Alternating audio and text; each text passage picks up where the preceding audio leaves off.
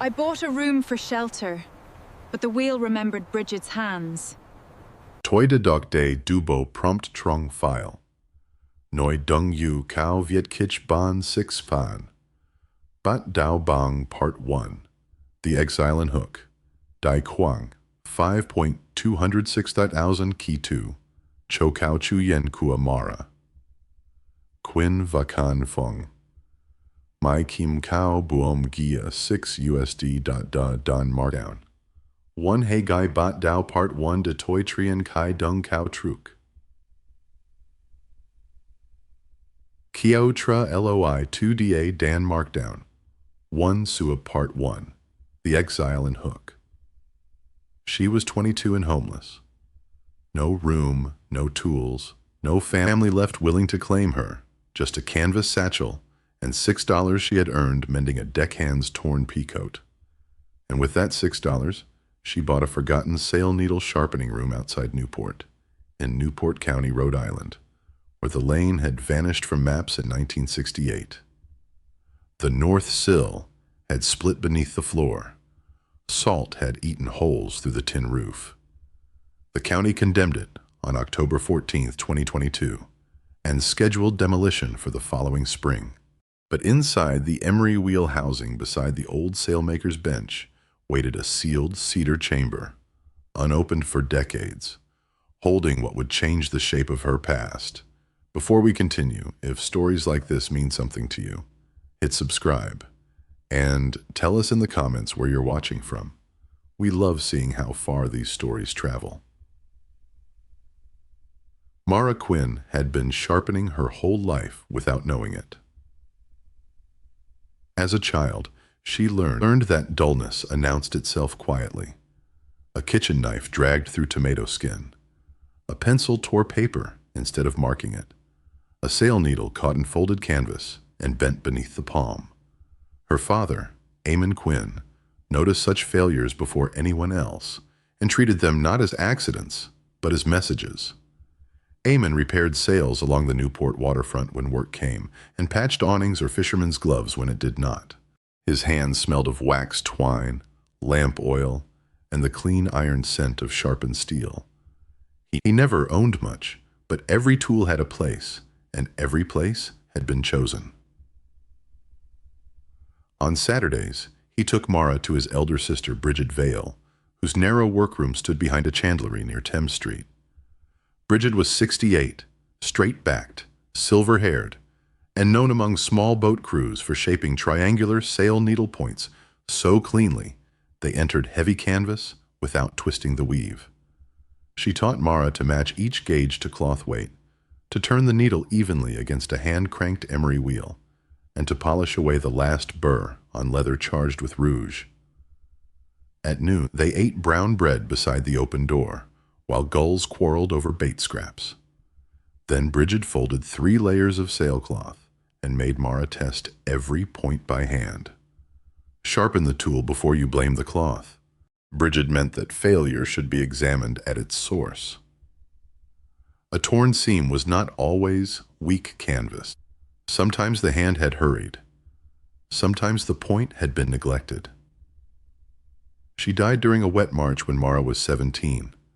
Her gauges, palm thimbles, sharpening stones, and cedar drawers were packed into 2 gray storage trunks with Eamon's canvas tools. Mara believed they were safe. 5 years later, both trunks had disappeared, along with the last objects that still carried the shape of their hands.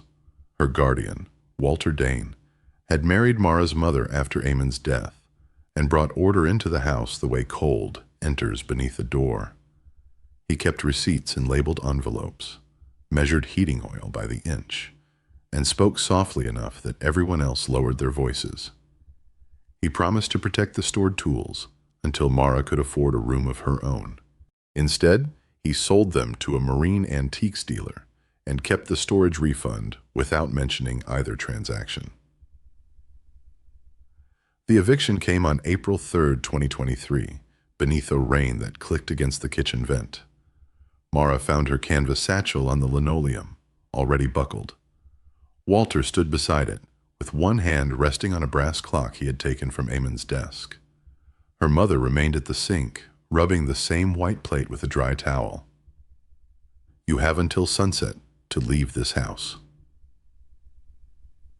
8 words. Walter did not raise his voice. Mara looked toward her mother. The plate stopped moving, but the woman did not turn. On the table lay a folded receipt from the storage company, the refund line circled in blue ink. Mara placed it beneath the brass clock, lifted the satchel, and waited long enough for the silence to become an answer. Then she walked out before the rain had finished darkening the steps. For 6 weeks she moved along the coast in shrinking circles. In Providence, she slept 2 nights in the women's waiting room at Kennedy Plaza, until security began recognizing her coat. In Bristol, she curled behind stacked lobster pots beneath a boatyard awning, waking whenever halyards struck aluminum masts. She spent 1 night in a hay barn beyond Portsmouth, where mice moved through the loft and the cold settled through her sleeves. Her money fell from $23 to $17, then $9. She earned 4 more repairing a torn market apron, lost 2 to bus fare, and 8 crackers softened in coffee from paper cups. By the time she reached Newport again, she had $6 folded inside Brigid's old needle case, and no dry place to sleep. The Redwood Library opened at 9. Mara entered when the custodian unlocked the side door and sat near a radiator, until feeling returned to her fingers. She read newspapers for work notices, then checked the county disposal listings pinned beside the public telephone. Most offered ruined sheds, tax liens, or parcels without road access. One card, typed crookedly on thin yellow paper, carried only 3 lines. Condemned maritime workroom. Cash deed, $6. Contents included. Ask county clerk. She read it twice, then pressed 1 thumb over the property description.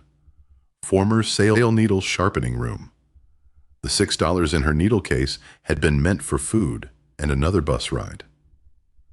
Mara closed the case, copied the parcel number onto the back of a discarded checkout slip, and studied the transit map until she found the last stop, east of the old harbor road.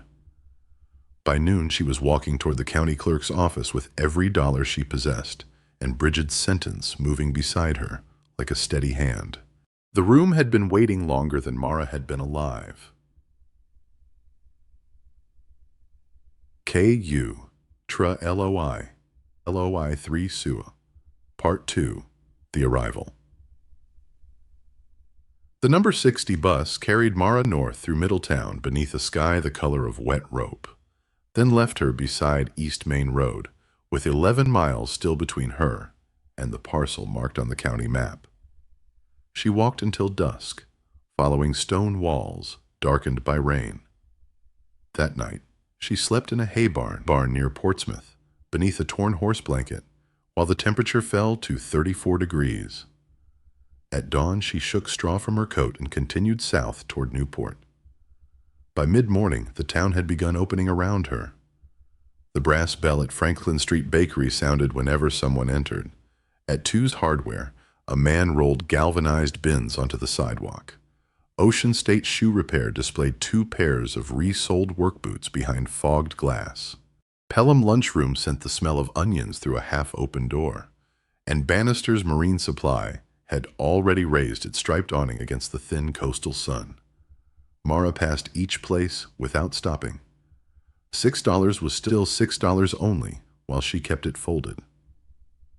The county clerk's office occupied the ground floor of an old brick building off Marlborough Street.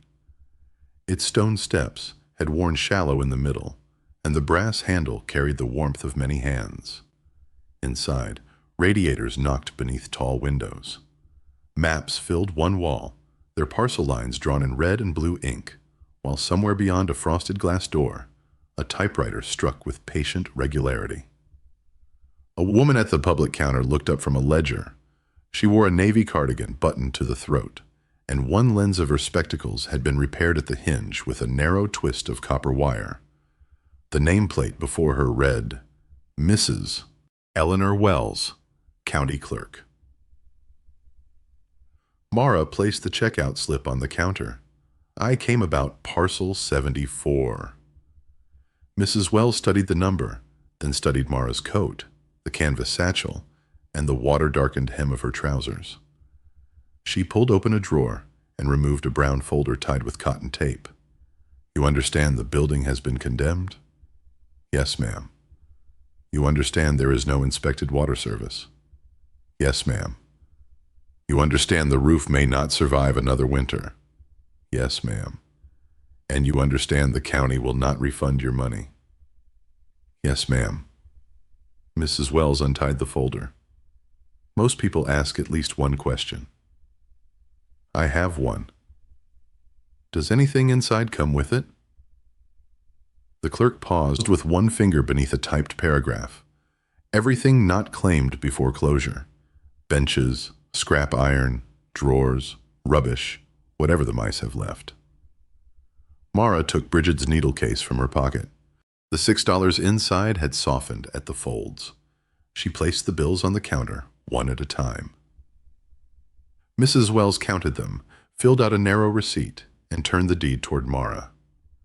The description named a 28-foot strip of land bordering a salt creek, together with one workroom and all attached fixtures. Mara signed where the clerk had marked a pencil cross. The brass county stamp stood on a black wooden base. Mrs. Wells inked it, lifted it with both hands, and brought it down upon the deed with a firm, mechanical clap. The sound traveled through the quiet office. There, she said. From here, take Spring Street south, turn east onto Morton Avenue, then follow the old service lane beyond the stone pump house. The lane is not signed. When the pavement ends, keep the marsh on your right. You will see 3 walnut trees before you see the roof. She began blotting the deed, but her eyes returned to Mara's signature. Quinn, she said. Any relation to Brigid Vale? Mara's hand tightened around the needle case. She was my aunt. Mrs. Wells sat back. The repaired spectacle hinge flashed in the window light. Brigid used to come here every February to renew the trade permit. Never late. She carried a cedar gauge box under her arm and brought the assessor a packet of needles because his brother worked on fishing boats. The clerk opened the brown folder again and drew out a closure record. The room belonged to a Vale before the county took it for unpaid taxes. I assumed the family line had ended. My father learned from her. Eamon Quinn? Mara nodded. Mrs. Wells looked toward the $6 on the counter. She slid one bill away from the others and examined the faded treasury seal as though it might contain a message. I saw him once, she said, after the hurricane in '85. He sat on these steps, repairing a canvas rain hood for a road crew, would not take payment until every torn corner held. The office seemed to change around Mara, not in size or light, but in weight. She had come expecting a ruin sold cheaply because no one wanted the trouble. Instead, her father and Brigid had arrived before her, carried in the memory of a woman with copper wire, holding her spectacles together.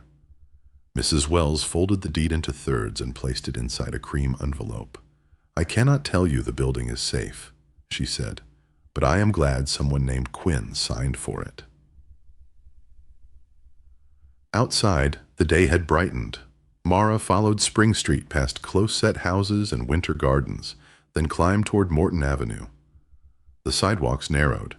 Pavement gave way to patched road, and the smell of the harbor shifted from diesel and rope to mud, eelgrass, and cold stone. Beyond the pump house, she found the service lane nearly hidden by bayberry. An old man in green rubber boots was repairing a wire fence beside a gray cottage. He lifted 2 fingers from the post in greeting but asked no questions. A black and white dog watched Mara from beneath a cart, gave one doubtful bark, then returned its chin to its paws. The lane bent toward the marsh. 3 walnut trees rose ahead, bare branches holding last season's blackened husks. The roof appeared beneath them. The sharpening room was smaller than Mara had imagined, perhaps 18 feet wide and 32 feet long, built of weathered cedar boards over a fieldstone foundation. Rusted standing seam tin covered most of the roof, though 2 sheets had lifted along the north edge. A short brick chimney leaned slightly inland. Above the door hung a gray plank sign, its painted letters almost erased by salt. Vale Sail Needle Works. Mara stood before it with the deed inside her coat. The door resisted until she raised it against a sagging hinge. When it opened, cold air moved past her, carrying cedar dust, iron, and the dry animal smell of mice. The front room received a pale bar of sunlight through 2 cracked panes. Beneath it stood a sales counter with shallow drawers, a wall rack for needle gauges, and a narrow shelf worn smooth where customers had rested their hands. Her boot disturbed a drift of salt-fine plaster. Something small ran behind the wall. The back room was darker. Here the air tasted faintly metallic. A sailmaker's bench stretched beneath the east window, scarred by awls and blades. Beside it stood the emery-wheel frame, its leather drive belt hanging loose, the iron wheel furred with rust. Palm thimbles lay in an open tin drawer among folded scraps of canvas, stiffened by age. When Mara touched one piece, it rasped against her thumb like dry leaves. She found no working lamp, but the brick chimney seemed intact from below. A hand pump behind the building produced only 2 brown drops and a sigh from the pipe. The outhouse leaned toward the creek. One rear window had no glass at all. By sunset, wind had begun entering through the opening. Mara covered it with canvas scraps held by square nails pulled from a broken crate. She swept a space beside the bench, folded her coat beneath her head, and ate the last crackers from her satchel.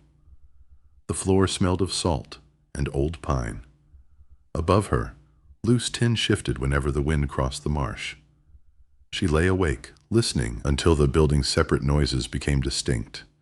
The slow complaint of the north sill, the tap of a branch against the chimney, and a faint turning sound from the emery-wheel housing whenever the strongest gusts arrived. The room had been waiting for hands that knew how to listen.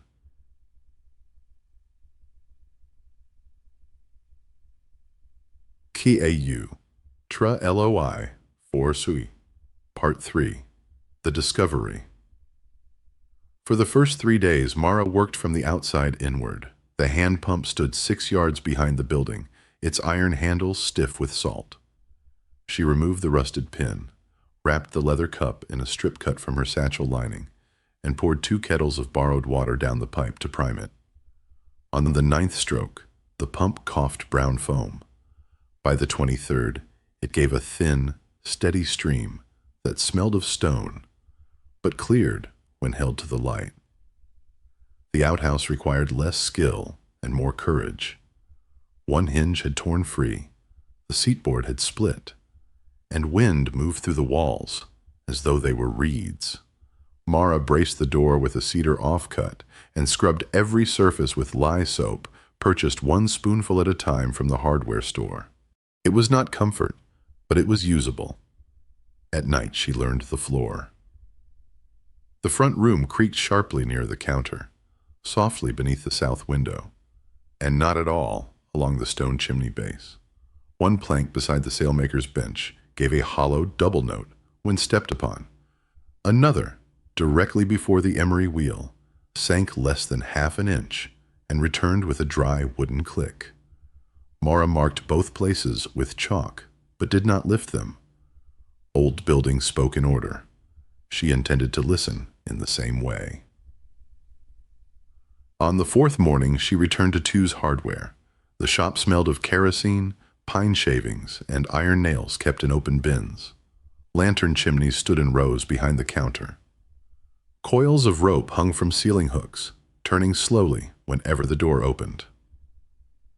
The owner was a broad man named Amos Tew, with 1 white eyebrow and 1 brown, giving his face the permanent appearance of doubt. He watched Mara place the chimney brush, stove cement, work gloves, and a small sack of lime on the counter. "You fixing the Vale room?"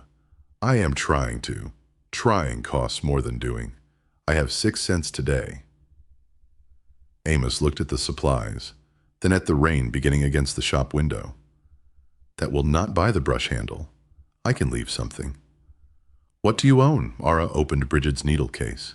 Inside lay one dull sail needle, the final object she had kept separate from the sold trunks. Amos did not touch it. Keep that, he said.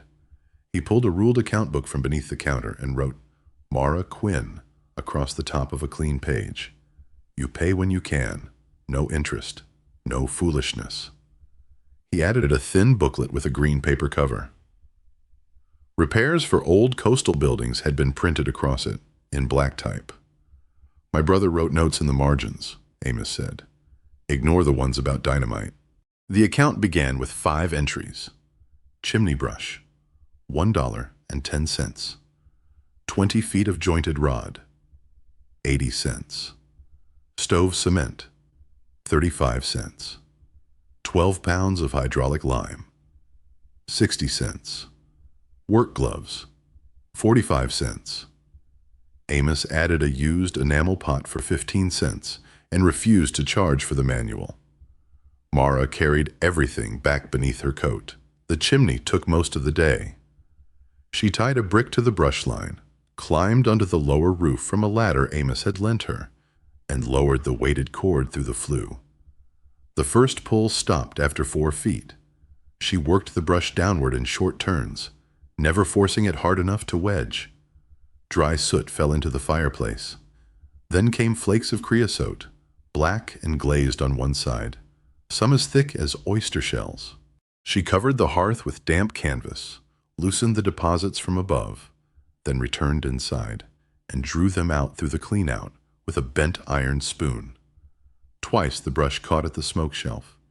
Each time she climbed down, changed the rod angle, and began again. After 6 hours, her shoulders trembled when she raised her arms. The pile of creosote filled the enamel pot twice. She sealed 3 mortar gaps with stove cement and held a candle beneath the throat. The flame leaned upward without wavering.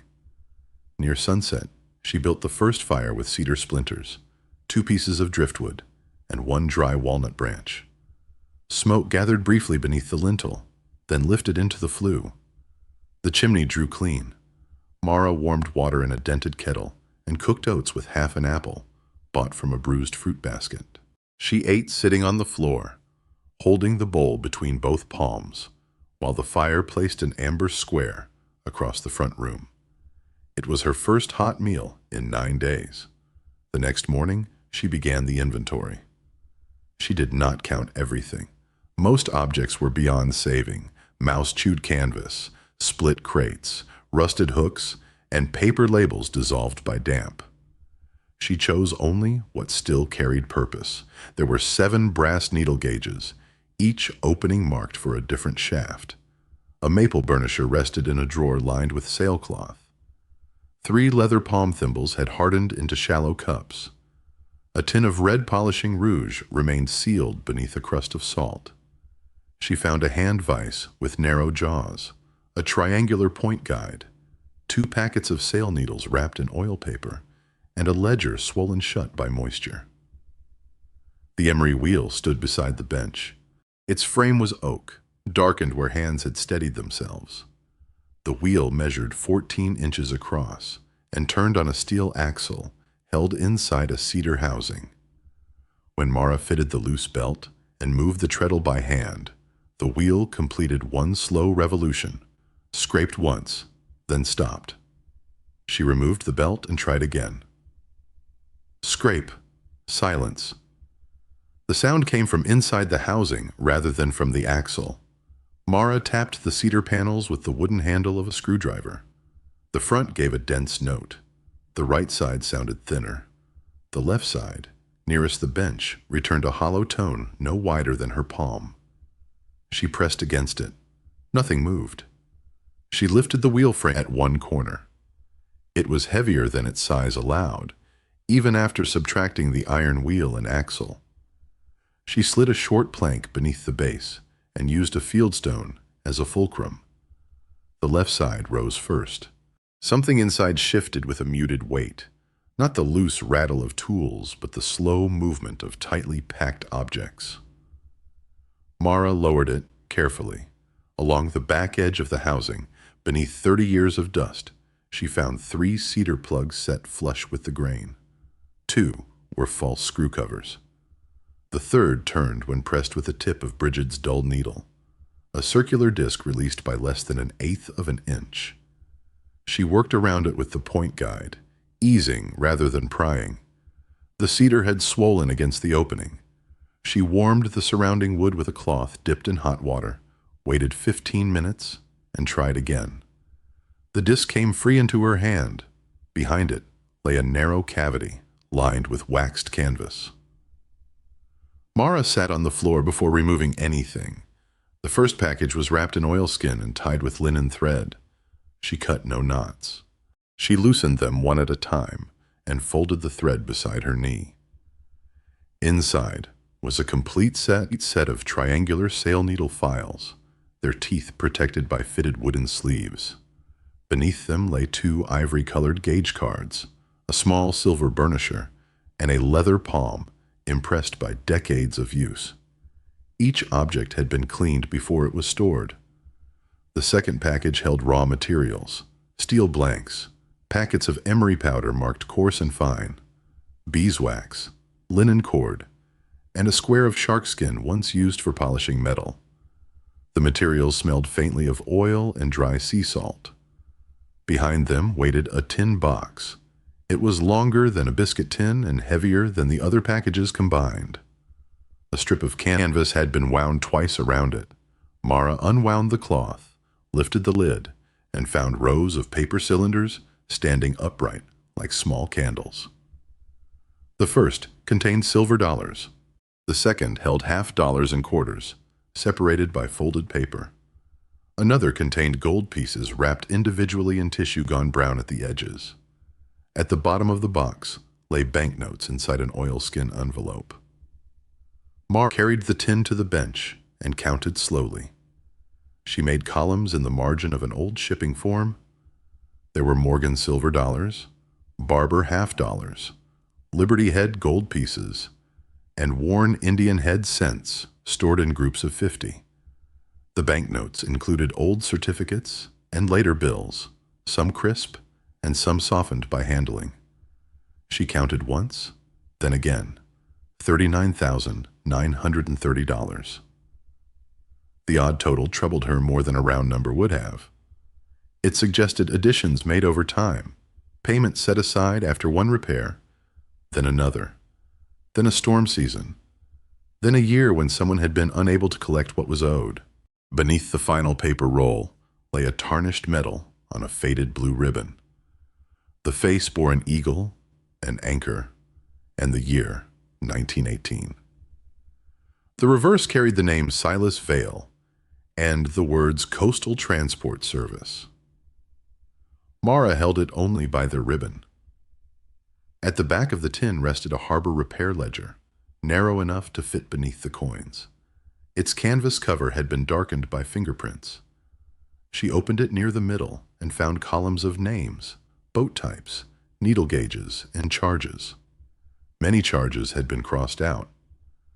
After the hurricane of 1938, free needle kits had been given to 6 apprentices, 2 widowed sailmakers, and the crews of 11 damaged fishing boats. After another storm, the same hand had written, "No payment until spring." Besides several entries appeared only a small mark shaped like a 3-sided needlepoint. A sealed envelope lay beneath the ledger. Mara recognized the handwriting before she read the name on the front. Brigid's letters leaned slightly forward, each line narrow and deliberate. She did not open it. Darkness had gathered beyond the windows. Mara returned the money to the tin, placed the tools beside it, and carried the envelope in both hands through the back door. The marsh water had risen with the evening tide. It moved between the reeds in long black channels, catching a narrow band of moonlight. Somewhere beyond the creek, a buoy bell sounded once, waited, and sounded again. Mara stood beneath the walnut trees until the cold entered her sleeves. The room had been waiting for hands that knew how to listen.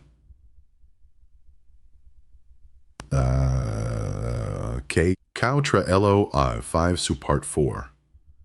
The letter, morning, entered through the east window in a narrow gray strip. Mara had slept little. The envelope remained on the bench beside the metal, untouched except for the place where her thumb had warmed the paper. When she turned it over, she saw the small triangular mark Brigid used on finished needle packets. The handwriting was older than Mara remembered, but still exact, each word leaning forward as though unwilling to waste time. She broke the seal with the dull sail needle. "My dear one, whoever you are, if you have opened the wheel housing, then the room has outlasted me, and you have shown enough patience to find what impatient hands would have broken." In November of 1989, Dr. Miriam Holt at Rhode Island Hospital in Providence told me that the weakness in my hands came from amyotrophic lateral sclerosis. She said there would be less strength each season and no honest promise of how many seasons remained.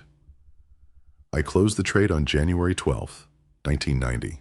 Since then, these walls have held more than 30 years of silence.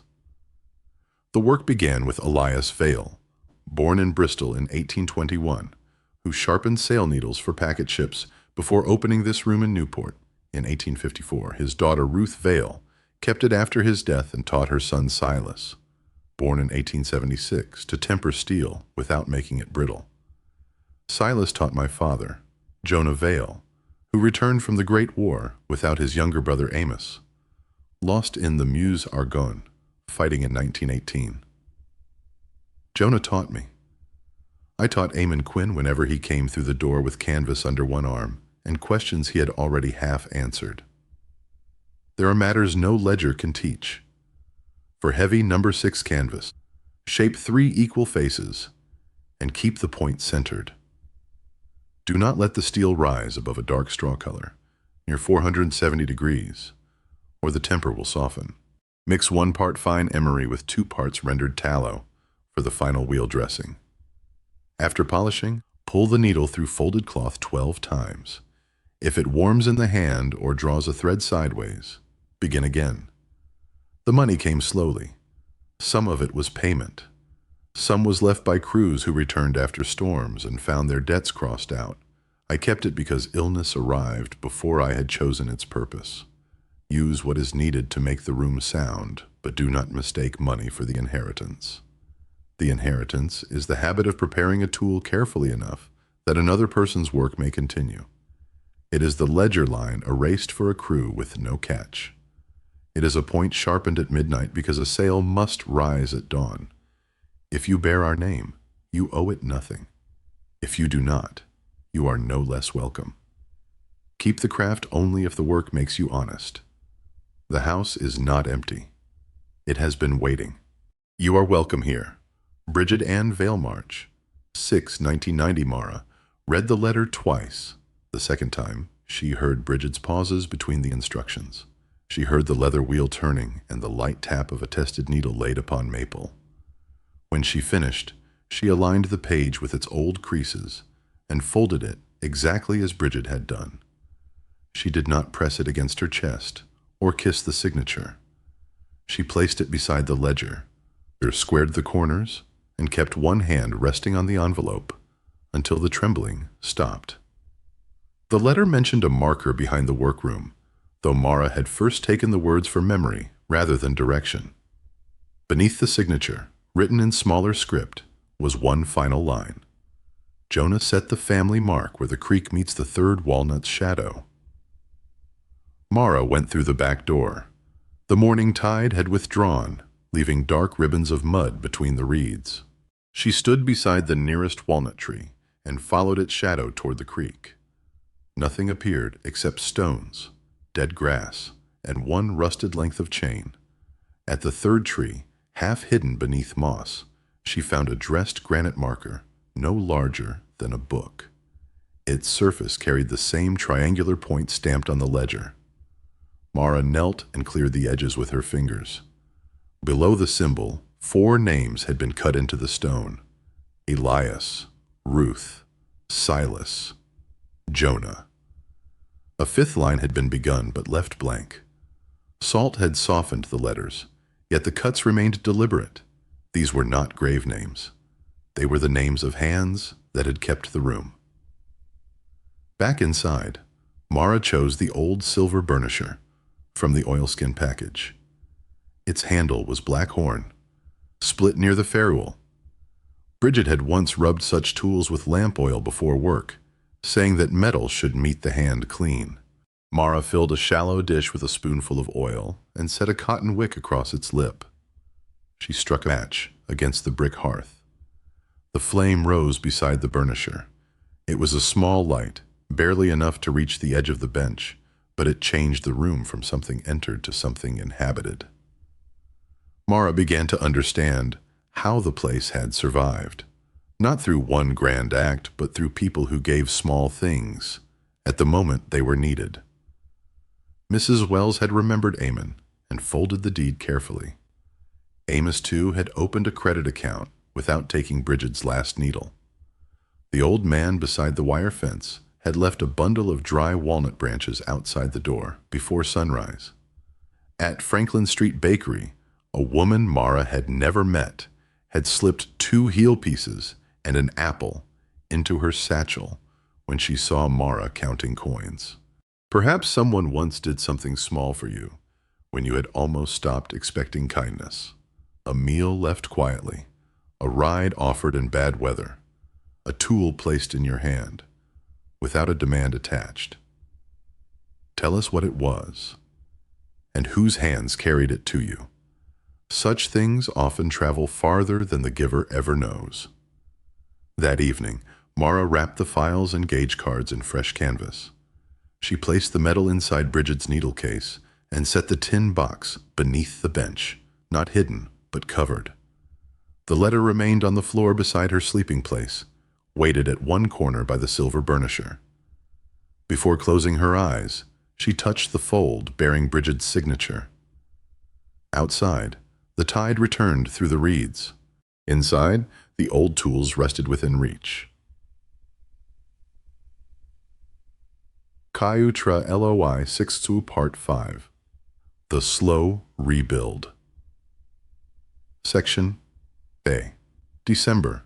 The roof. The first snow came on December 2nd and measured 4 inches by the time the marsh grass disappeared beneath it.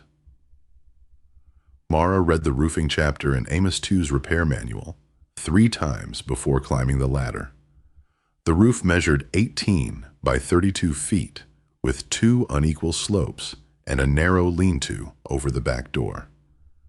She calculated that she needed 900 cedar shingles, 2 rolls of felt, and nearly 12 pounds of galvanized nails, allowing for breakage and the sections where old boards would have to be replaced.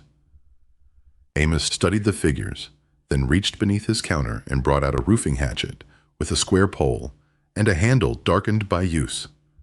"My brother's," he said. "He will not ask for it back." The help arrived the following morning in the form of Owen Pike, a retired roofer with a red wool scarf tucked into his collar and 2 fingers missing from his left hand. He examined the ridge, the lifted tin, and the sag above the north sill.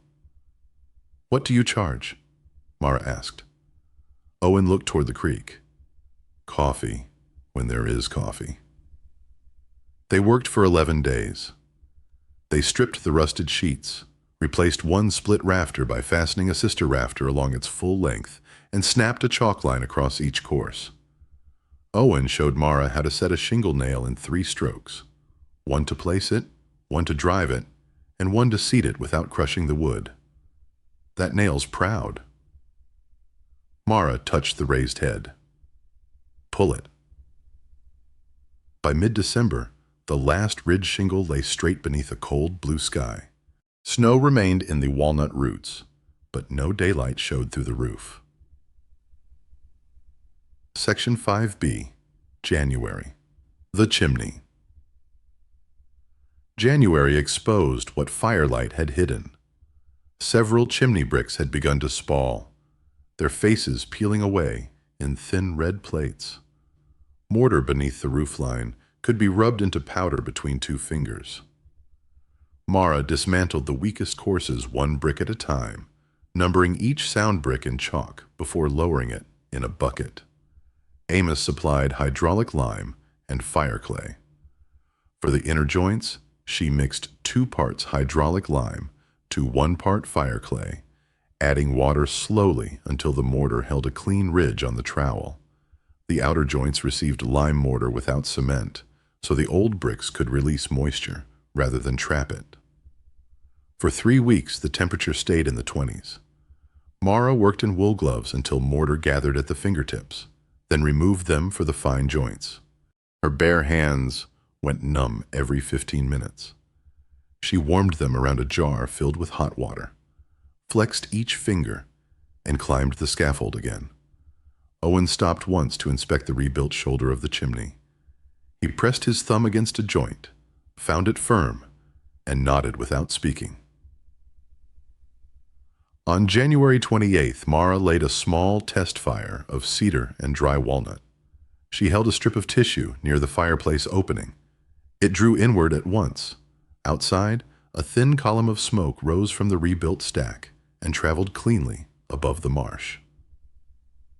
Section 5C, late January. The floors. The floorboards were white pine, though years of soot and salt had made them nearly black. Hand-cut rose-head nails stood at uneven intervals, some buried beneath old putty, others lifted enough to catch the edge of a boot. Mara set every loose board, pulled the worst nails, and replaced them through the original holes. Amos rented her a random orbit sander for $14 a day and warned her that the machine would punish hesitation. She began with 80 grit paper, moving with the grain, and never allowing the pad to rest.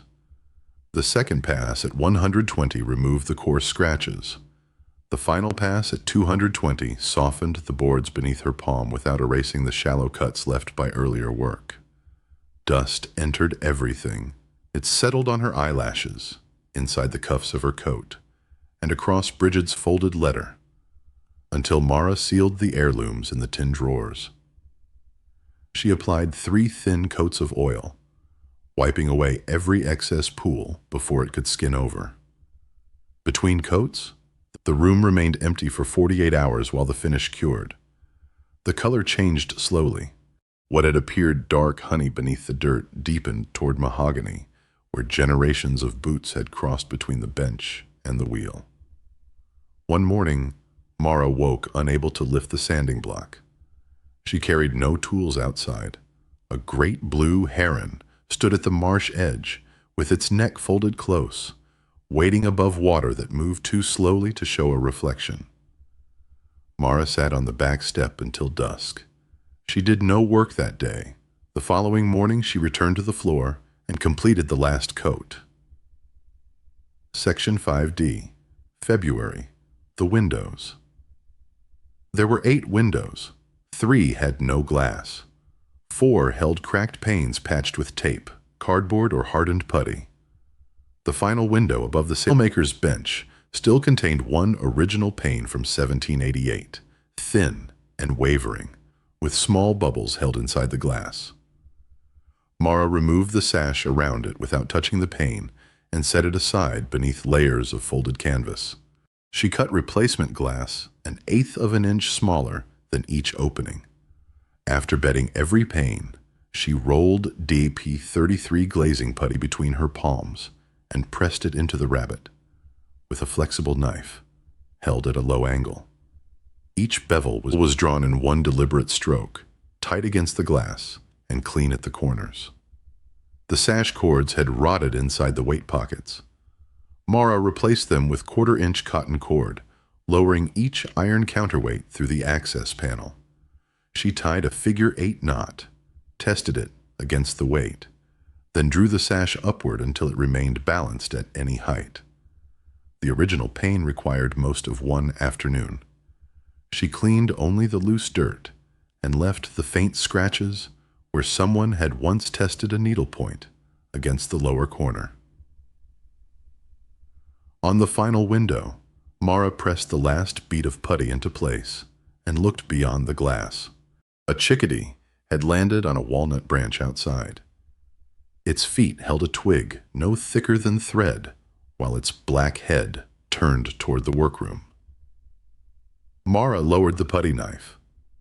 For several seconds, neither of them moved. Triacy stows. Cow.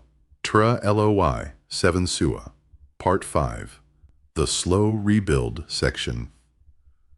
Late February. The plaster. The walls had been plastered over hand-split oak lath, with horsehair still visible wherever the surface had fallen away. Near the chimney, heat and old moisture had loosened a section wider than Mara's shoulders. Her first patch cracked before breakfast. The second slumped from the lath. The third hardened at the edges but remained soft in the center, and she scraped it away before it could fail onto the clean floor. Amos found an old burlap bag of horsehair in his loft. Mara washed it, cut it into thumb-length fibers, and mixed it through the fresh lime plaster. She pressed a scored scratch coat between the laths, then added a 3/8-inch brown coat and left it untouched for 72 hours. The final coat measured 1/8 of an inch and took the flat of her trowel without dragging. When the surface began to pale, Mara ran her hand beside the chimney. These patches will hold another 100 years. The room gave no answer beyond the slow settling of lime. Section 5F. Doris, Caleb. Reverend Boyd, Doris Bell, owned the Pelham lunchroom and wore her gray hair in a net secured by 3 red pins. Twice a week she left paper bags on Mara's doorstep before sunrise. They contained biscuits, soup in sealed jars, or the heel of a ham wrapped in waxed paper. Mara carried payment to the cafe after the third delivery. Doris pushed the coins back with one flour-marked finger. In candles when the shop reopens. She turned toward the griddle before Mara could explain that there might never be a shop. Caleb Shaw arrived one Saturday on a green Schwinn bicycle, a splitting maul balanced across the handlebars. He was 16, long-limbed, and wore one trouser cuff, pinned above the chain. Without introduction, he split the walnut rounds Owen had left beside the shed, stacking the pieces barkside upward beneath the lean-to. Mara offered him $2. Caleb shook his head and looked toward the faded Vale sign. My mother said, "About your grandfather."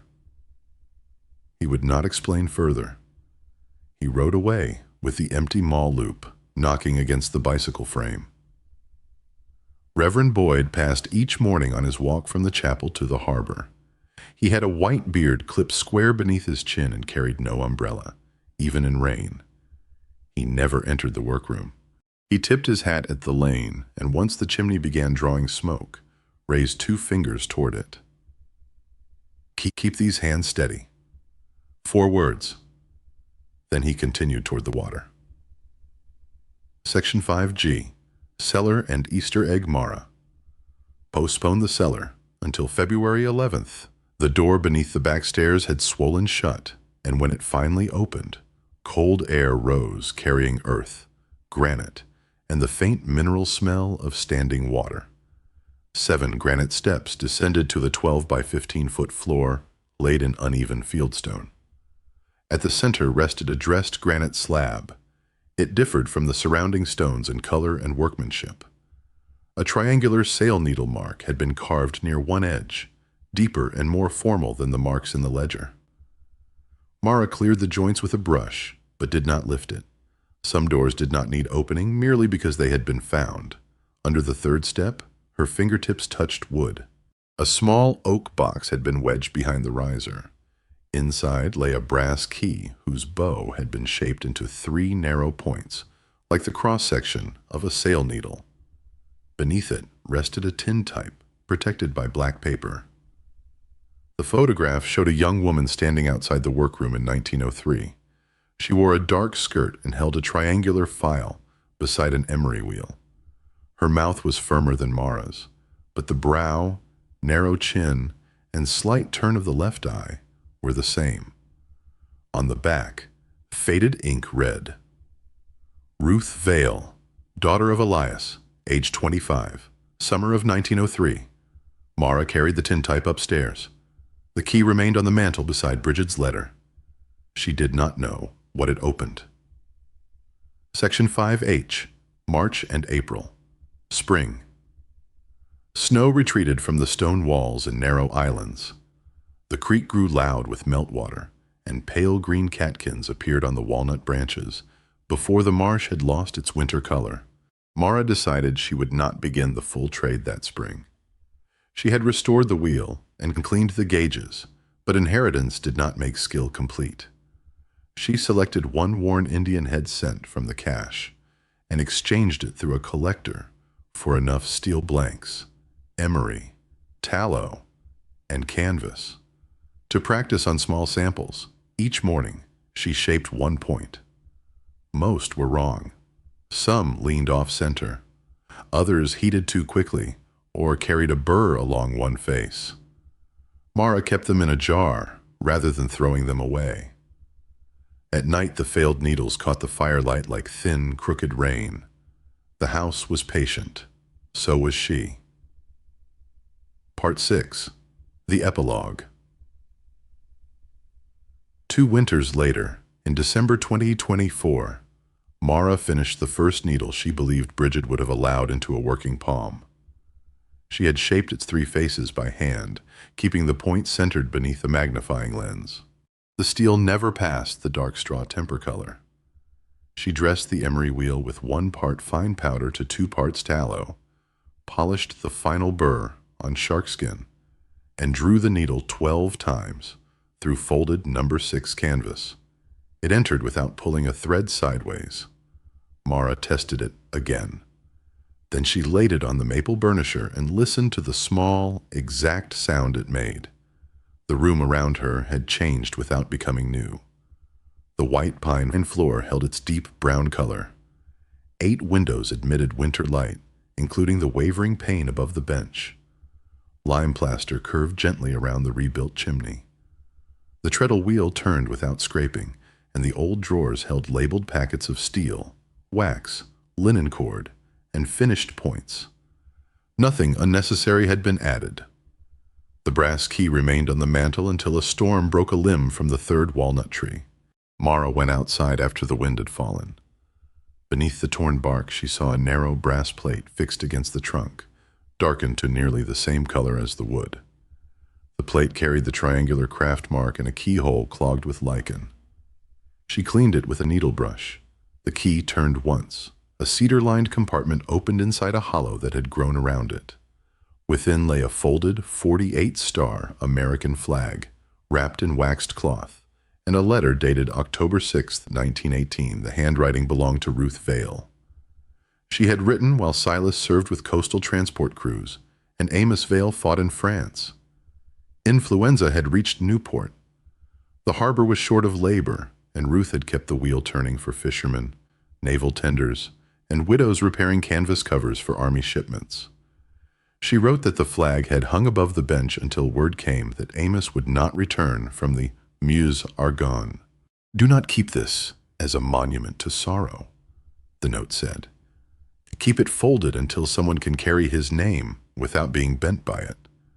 The trade must serve the living first. Honor the dead by making what the living need."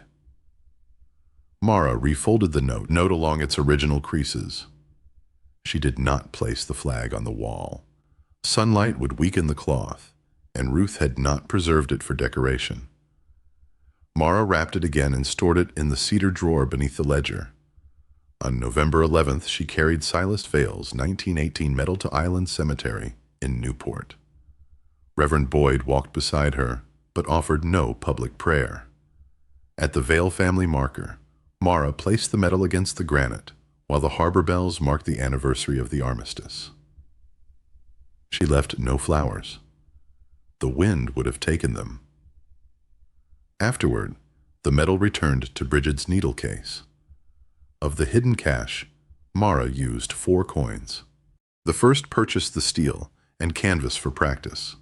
The second paid for a replacement bearing when the emery-wheel axle began to shudder. The third bought a small iron stove after the old hearth cracked along its back plate. The fourth paid Amos the final balance in his account book. The remaining money stayed inside the tin box. Mara wrapped it in new oilcloth, copied the total into the harbor ledger, and added one line beneath it. For the next one, who needs time to learn. She returned the box to the cedar chamber, but left the circular disc unsealed. Concealment had protected the money once. It did not need to become secrecy. The shop reopened without announcement. Doris pinned an index card to the cafe corkboard between a church supper notice and an advertisement for a used skiff. Sail needles, sharpened and matched to canvas. Repairs accepted by Male Vale Room, Old Marsh Lane. The first customer brought 6 needles in a tobacco tin. The second mailed 3 from Block Island, with a square of torn sailcloth. By spring, Mara kept a list of more than 40 names: working sailmakers, museum riggers, small boat owners, theater companies, and 2 women who repaired historic tents. She never accepted more work than she could complete carefully. If a needle arrived with poor steel, she returned it with an explanation. If a deckhand sent no payment after a storm, Mara placed a small, triangular mark beside the name and closed the account until the following season. Caleb returned in June, taller than the doorway, and carrying a plank covered by an old blanket. He had carved a new sign from black walnut. The lettering followed the faint shapes of the original name, but beneath Vale Sail, Needle Works. He had added 2 words, and Daughters Mara ran one finger across the fresh cuts. There has only been one daughter here for years. Caleb shrugged. A pale scar crossed the knuckle of his right thumb, where a carving tool had slipped. Could be more later. He climbed the ladder before she could object. When the sign hung level above the door, he stepped back into the lane and looked at it with his hands in his pockets. Mara paid him in cash. This time, he accepted. That autumn, she began a letter. She used plain paper and Brigid's narrow ledger pen. The first attempt sounded like instruction. The second sounded like explanation. She burned both in the stove and waited until the room grew quiet. On the third sheet she wrote, "My dear one, whoever you are, if you have found this letter, the wheel may be silent again. Do not hurry to turn it. Open the windows first. Listen to the axle. Test the chimney with a candle. Learn where the floor yields and where it holds." She described the cash without naming its value. She explained the ledger marks, the temper colors, and the reason the failed needles remained in a jar above the bench. Then she added, "You are not required to continue this work. A tool is not a chain. Use the room honestly, and leave enough of it for another person to begin." Mara signed her full name, but left the date blank. The letter was not finished. Some evenings she still unfolded Brigid's page and read the technical lines. On others, she read only the signature. The room no longer felt like a message directed solely toward her. It had become a place through which messages passed. The room had been waiting for hands that knew how to listen. At dusk, Mara closed the shutters on the marsh side and placed the day's finished needles in their oil paper sleeves. She banked the stove, touched the walnut sign before entering, and left the brass key beside the lamp for whoever might one day need to understand it. Outside, the creek carried the last light toward the harbor. The sail needle sharpening room waits. It has always waited. At the county clerk's office, Mrs. Wells kept one of Mara's $6 bills in the shallow drawer beneath the brass stamp. The other 5 had entered the county account years before. This one remained folded beside the original receipt, its edges worn soft from being opened and closed. Whenever a new clerk asked why it had never been deposited, Mrs. Wells answered that some payments proved more useful when they stayed exactly where they had been given. Script complete. Total approximately 4,200 characters.